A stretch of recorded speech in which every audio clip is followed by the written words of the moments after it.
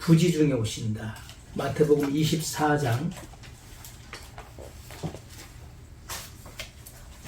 44절의 말씀입니다.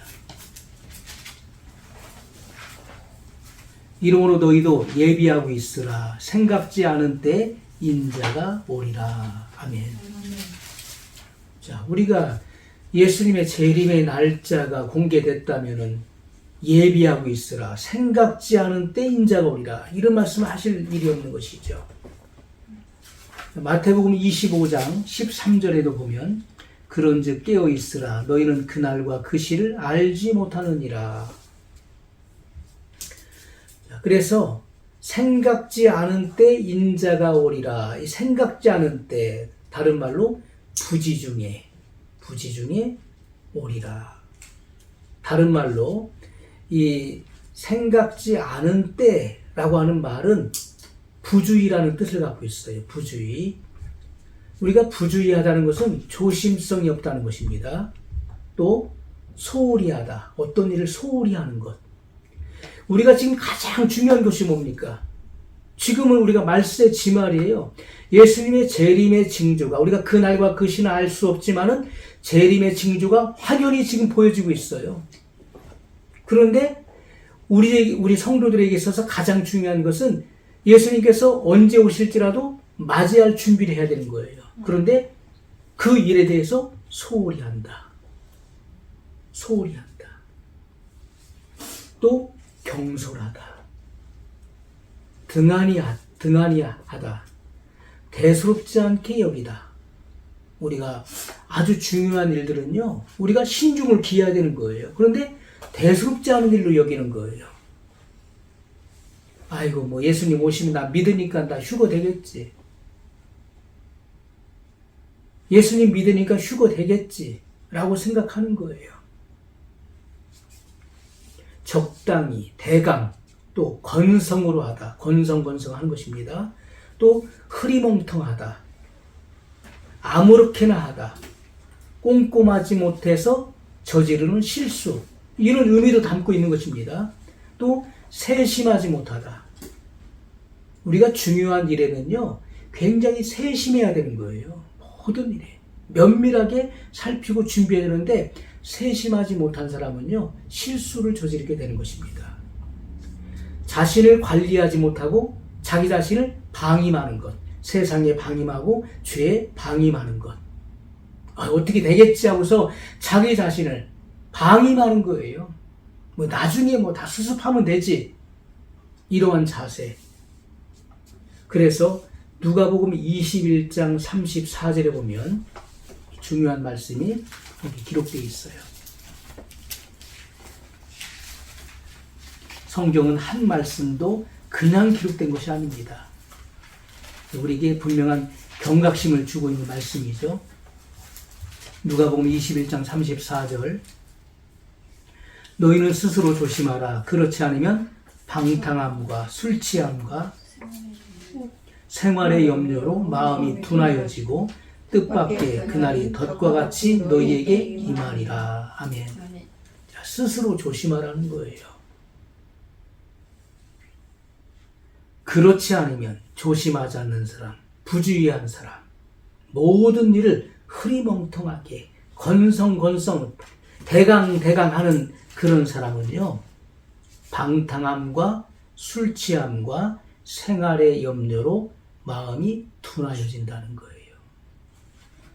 가장 중요한 것을 잃어버린다는 거예요. 뜻밖의 그날이 덫과 같이 너희에게 임하리라. 덫과 같이. 어느 날 새가 하늘을 날다가 사람이 쳐놓은 그물에 걸려드는 것처럼 그렇게 그날이 덫과 같이 임한다.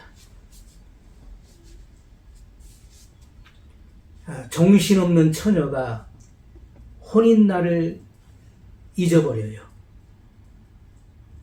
혼인날을 잊어버리고, 결혼날을 잊어버리고 있다가 갑자기 오늘이 혼인날이라는 거예요. 그러니까 아이고 큰일 났다. 미리미리 준비했어야 되는데 혼인날을 까맣게 잊어버리고 세상에 푹 깊이 빠져가지고 거기 심취돼서 살다가 보니까 오늘이 혼인날이라는 거예요. 그래서 어떡합니까? 벼락탄장하는 거예요. 그때 신랑의 눈밖에 나서 파혼을 당한다. 자, 등불을 예비하지 못한 처녀가 그런 사람이라는 것입니다. 기름 등불을 예비하지 못한 처녀가 그런 사람인 거예요. 그러므로 주님은 깨어있으라. 이 깰지어다. 깰지어다. 어서 깰지어다. 잠자는 성도들이 항상 의식해야 될 것은 주님은 부지 중에 오신다. 네 번째, 주님은 밤중에 오신다. 마태복음 25장 6절의 말씀입니다.